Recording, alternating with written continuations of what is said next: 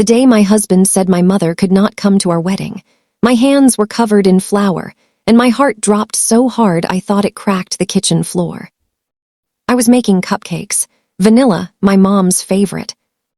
Jake stood in the doorway, arms crossed, face tight like he had already decided something and didn't want to hear no.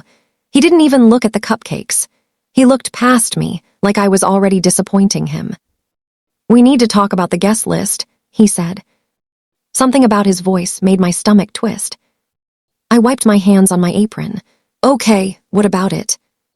He sighed, long and dramatic. "Your mom." I smiled without thinking. "She's already invited. She cried when I told her the date." Jake rubbed his forehead. "That's the problem." I laughed, I really did. "What problem?" He stepped inside and lowered his voice, like shame needed privacy. "She shouldn't come."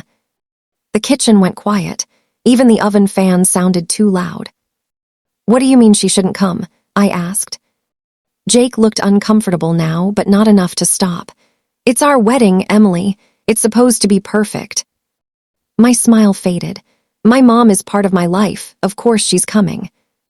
He hesitated, then he said it. "She's a cripple." The word hit me harder than a slap. I felt my chest burn. "Don't say that." "You know what I mean," he said quickly. "The wheelchair, the way people stare, the photos." I dropped the cupcake tray. Batter splattered across the floor like something had died. "You're worried about photos," I whispered. Jake shrugged. "I'm just being honest. She'll draw attention. People will feel awkward." "My mother lost the use of her legs saving me from a car accident," I said. My voice shook. "She pushed me out of the road." Jake didn't answer right away. That silence told me everything. "I don't want her there," he said finally. "It's embarrassing." I stared at the man I was about to marry and felt like I didn't know him at all. "She raised me," I said. "She worked 2 jobs in a wheelchair. She taught me how to read. She made every birthday special even when she was in pain." Jake exhaled, annoyed. "Emily, don't make this emotional." I laughed again, but this time it sounded wrong. Broken. "You're banning my mother from my wedding." He nodded once. "Yes." That was the moment. Something inside me went very still. I didn't scream. I didn't cry. I bent down and cleaned the batter off the floor while he talked about centerpieces and guest comfort like he hadn't just shattered my heart. That night, I didn't tell my mom. My mother, Susan, has the kindest eyes I've ever seen. They crinkle when she smiles. She hasn't walked since I was 11, but she moves through life like gravity doesn't scare her. When I rolled into her apartment the next day, she was already waiting by the door. "You look tired," she said. "I'm fine," I lied. She wheeled closer and touched my cheek. "Emily, what's wrong?" I almost told her. I almost broke right there. But then I imagined her face if she knew, and I swallowed the truth. "Wedding stuff," I said. "Stress." She smiled. "Marriage is work, honey, but love is worth it." I nodded, feeling sick. As I left, she called after me. "I can't wait to see you in your dress." That night, I cried alone in the shower so Jake wouldn't hear me. But something else was growing too. Anger. Not loud anger, quiet, sharp anger. The kind that waits. Jake's family loved big events.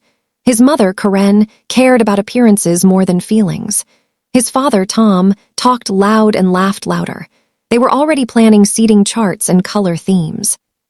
Karen called me the next morning. "We need to talk about your mother," she said, sweet as sugar. I closed my eyes. "What about her?" "Well," Karen said, lowering her voice just like Jake had. "Jake told us it might be best if she didn't attend. It's complicated." "Complicated how?" I asked. She cleared her throat. "Accessibility, attention, you understand." I understood perfectly.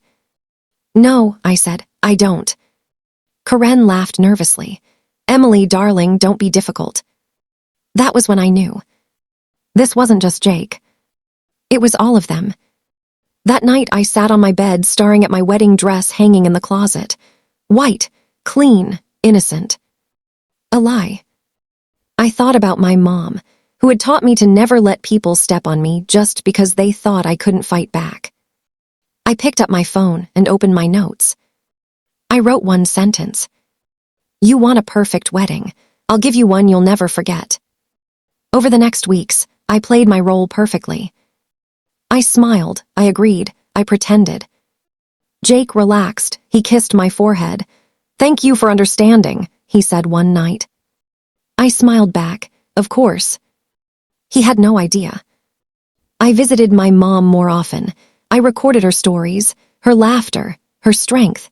I asked her questions she'd never been asked before. "Why are you doing this?" she joked.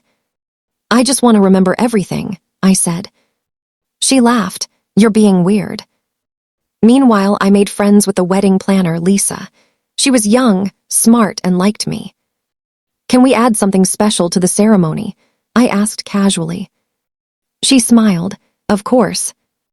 I talked to the DJ, the photographer, the officiant. Each time, I asked for a small change. Each time, they agreed. Jake never checked. He trusted me. The night before the wedding, my mom called. "I steamed my dress," she said happily. "I want to look nice." My heart squeezed. "Mom." She paused. "Emily." I swallowed hard. "No matter what happens tomorrow, I need you to know something." "What is it?" she asked. "You're the strongest person I know." She laughed softly. "That's a strange thing to say the night before your wedding." "Just promise me you'll listen tomorrow," I said. There was a pause, then, "Okay, sweetheart." I hung up and stared at the ceiling, my heart pounding. The venue the next day looked like a dream. White chairs, flowers everywhere, music floating in the air. Jake stood at the altar, confident, proud. Guests whispered and smiled. Everything was perfect. Too perfect. I walked down the aisle in my dress, smiling like nothing was wrong. Jake took my hands. "You look beautiful," he whispered. "So do you," I said. The officiant began. And then, just as the ceremony was about to continue, I nodded once toward the DJ. The music stopped. The room went silent. I took a deep breath and stepped forward. "I need to say something," I said. Jake's smile froze. Every eye turned to me. And that was when the doors at the back of the room began to open. The doors creaked as they opened, slow and loud, like they wanted everyone to look. A few guests turned in their seats. Someone coughed.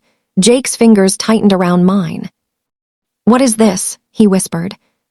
I didn't answer.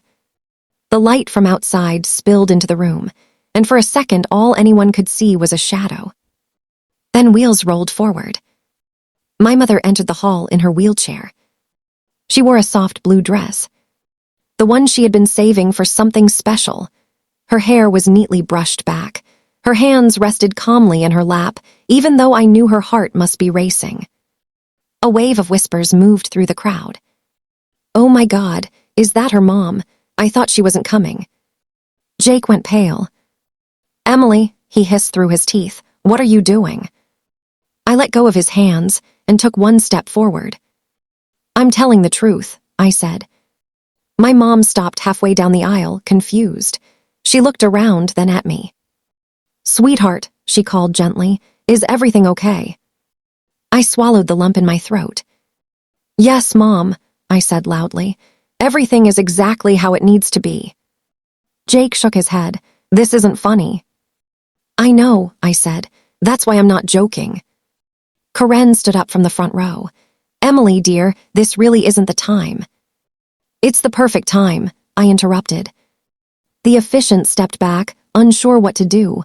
The photographer kept shooting. I had asked him to capture everything. I turned to the guests. "Thank you all for coming," I said. "Before I get married, there's something you should know about the man I'm about to say yes to." Jake laughed nervously. "Emily, stop. You're embarrassing yourself." "No," I said. "You're embarrassed of my mother." The room froze. My mom's eyes widened. "Emily." I looked at her, my chest aching. "Mom, I love you more than anything, and I'm sorry you're hearing this like this." Jake tried to grab my arm. You're ruining our wedding." I pulled away. "You ruined it the moment you called her a cripple." Gasps filled the room. Corinne's hand flew to her mouth. "Jake." My mom's face drained of color. "What did he say?" I took a breath that felt like fire in my lungs. "He told me you weren't welcome here," I said. "Because you're in a wheelchair, because you might ruin the photos." Silence. The kind of silence that presses on your ears. My mom looked at Jake. Her voice was calm, but I knew that calm. It was strength holding back pain. "Is that true?" she asked. Jake opened his mouth, closed it, then said, "I didn't mean it like that." I laughed, a short, sharp sound. "That's exactly how you meant it." People started murmuring. Someone in the back said, "That's messed up." Jake's father stood up. "Son, what the hell?" Corinne rushed toward Jake. "This is all a misunderstanding." "No," I said, "it's not." I walked down the aisle toward my mom. Each step felt heavy and right at the same time. "I didn't tell you because I didn't want to hurt you," I said to her, "but I couldn't marry someone who thinks less of you." Tears filled her eyes. "Emily, why didn't you tell me?" "Because I wanted you to hear it with witnesses," I said quietly. Jake exploded. "This is private family business." "You made it public when you banned her from our wedding," I said. I turned to the DJ again. He looked nervous but ready. "Play it," I said. A recording filled the room. Jake's voice. Clear, cold. "She's a cripple, Emily. It's embarrassing." Gasps. Someone said, "Oh my God." Corinne sank back into her chair. My mom covered her mouth with her hand. Tears rolled down her cheeks, but she didn't look away. Jake shouted, "You recorded me." "Yes," I said, "because I knew you. Lie." He lunged toward the DJ, but two of his groomsmen stepped in front of him. The officiant whispered, "Should I call security?" "Not yet," I said. I turned back to my mom. "I need you to know something," I said. "This isn't your shame, it's his." She nodded slowly. "I know." She straightened her back and wheeled forward on her own, stopping beside me. People stood up, one by one. An older woman wiped her eyes. A teenager clapped, unsure at first, then louder. Applause filled the room. Jake stared around like he was drowning. "You planned this," he said. "Yes," I replied, carefully. I reached into my bouquet and pulled out a small remote. "Emily, stop," Corinne begged. "Please." I pressed the button. The big screen behind the altar lit up. Photos appeared. My mom holding me as a baby. My mom pushing my bike with one hand and her wheelchair with the other.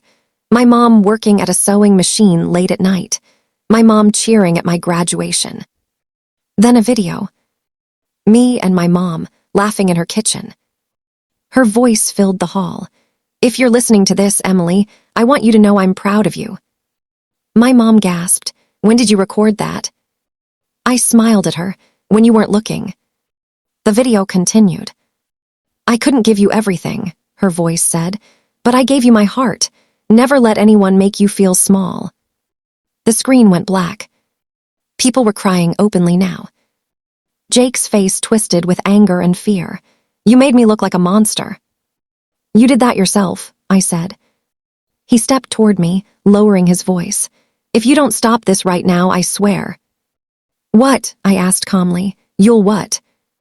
He stopped because he knew. There was nothing he could do. I turned to the crowd again. "This wedding was supposed to be about love," I said. "But love doesn't ask you to hide the people who sacrificed everything for you." I took off my engagement ring and held it up.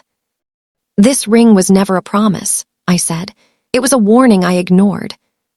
I placed it on the altar. Jake shouted my name. I didn't look back. I took my mom's hands and kissed her forehead. "Are you okay?" I asked. She nodded, tears still falling. "I've never been prouder of you." The guests parted as we turned toward the exit. But just before we reached the doors, Jake called out again. "You think this is over," he said. "You humiliated me in front of everyone." I stopped. Slowly, I turned around. I smiled. "Oh, Jake," I said, "this was only the beginning." And that was when his phone started buzzing in his pocket. Jake pulled his phone out of his pocket, confused and annoyed. It buzzed again and again.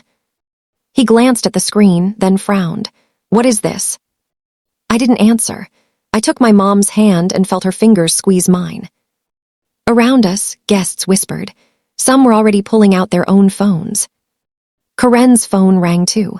She looked down, then up at Jake, her face suddenly pale. "Jake," she whispered, "what did you do?" Jake snapped. "Nothing. This is Emily trying to scare me." His phone buzzed again. This time he answered it. "What?" he barked. Then his face changed. The anger drained out, replaced by panic. "What do you mean the board wants a statement?" he said. "This is a private matter." I finally spoke. "Not anymore." Jake looked at me. "What did you do?" I smiled softly. "Remember when you said my mother was embarrassing?" He swallowed. "Well," I said, "you should see what the internet thinks." A murmur rolled through the room like thunder. Jake worked for a nonprofit, a big one. They claimed to stand for equality, kindness, and inclusion. Jake loved to talk about it, loved the praise, loved how good it made him look. Last month he had been promoted. His face was on their website. Big smile, big words about compassion. I had helped him rehearse those speeches. That morning, before I walked down the aisle, I had scheduled something to post. A video. The same audio recording of Jake's voice. "She's a cripple, it's embarrassing." But this time, it wasn't playing in a wedding hall. It was playing everywhere. Jake's phone slipped from his hand and hit the floor. Tom bent down and picked it up. His eyes scanned the screen. "Oh my God," he whispered. "What?" Corinne snapped. Tom looked at his son like he didn't recognize him. "Your job, you're bored. They've put you on leave." Jake laughed once, sharp and fake. "That's not funny." Tom held up the phone. "It's real." Jake turned to me slowly. "You wouldn't." "I did," I said, "because people like you don't change in private. You change when the world is watching." My mom spoke then. Her voice was quiet, but everyone leaned in. "Emily," she said, "what did you do?" I knelt in front of her, so we were eye level. "I told the truth," I said. "That's all." Jake's friends avoided his eyes. One groomsman stepped back, like standing too close might burn him. Guests began leaving their seats, whispering, shaking their heads. A woman passed my mom and touched her shoulder gently. "You raised her right," she said. My mom smiled through tears. Jake ran a hand through his hair. "You planned this for weeks." "Yes," I said. "You pretended everything was fine." "Yes." "You kissed me," he said. "You said you loved me." I stood up. "I loved the man I thought you were." He stepped closer, lowering his voice. "You're enjoying this." I looked at him carefully. "No, I'm finished with you." Security finally appeared at the back of the hall. The venue manager whispered to them, pointing at Jake. Corinne rushed forward. "This is a mistake. This is all blown out of proportion." One of the guards said, "Ma'am, we need to clear the room." Jake laughed again, louder this time. "You think this makes you a hero?" he shouted at me. "You destroyed everything." I tilted my head. "No, Jake, you did. I just didn't clean up after you." My mom wheeled forward. Jake looked at her, eyes wild. "I didn't mean to hurt you." She studied him for a long moment. "Do you know what hurts?" she asked calmly. "Waking up every day knowing the world will judge you before it knows you." Jake said nothing. She continued, "But today you learned something new." "What?" he snapped. "How it feels." The guard stepped in closer. Jake pointed at me. "You think people will praise you, they'll forget, but I'll never forget this." I leaned in, just enough so only he could hear. "That's the point." We walked out together, my mom and I, into the bright afternoon sun. Outside, reporters were already gathering. Someone had tipped them off. Cameras clicked. Voices called my name. "Emily, is it true the groom banned your disabled mother?" I kept walking. My mom squeezed my hand. You don't have to answer. I know, I said. But part of me wanted to. Behind us, Jake's voice echoed, angry and desperate, arguing with security. As we reached the car, my phone buzzed in my pocket. A message from an unknown number. You think you won. You have no idea what you started. I stared at the screen. My mom looked at me. Everything okay? I slipped the phone back into my pocket and smiled. Yeah, I said. I'm ready for whatever comes next. Because I knew something Jake didn't. I wasn't done yet. I used to think revenge had to be loud, screaming, breaking things, making someone hurt the way you hurt. I was wrong. Real revenge is quiet strength. It's choosing truth when silence would be easier. It's standing beside the person the world tried to push aside and saying, look at her, really look. After that day, my life changed fast. Some people called me brave. Some called me cruel. Some said I went too far. But every night, when I helped my mom into bed, when she smiled at me with those tired, proud eyes, I knew I had done the right thing. Jake disappeared from my life, but not from the consequences of his own words. His world shrank, mine grew. And my mother. She was never a burden. Never an embarrassment. Never broken. She was my beginning. This story isn't about a wedding that didn't happen. It's about a daughter who finally chose the right family. Thanks for watching. Kindly drop your comment about this story. And please subscribe to this channel and on the notification for more interesting story.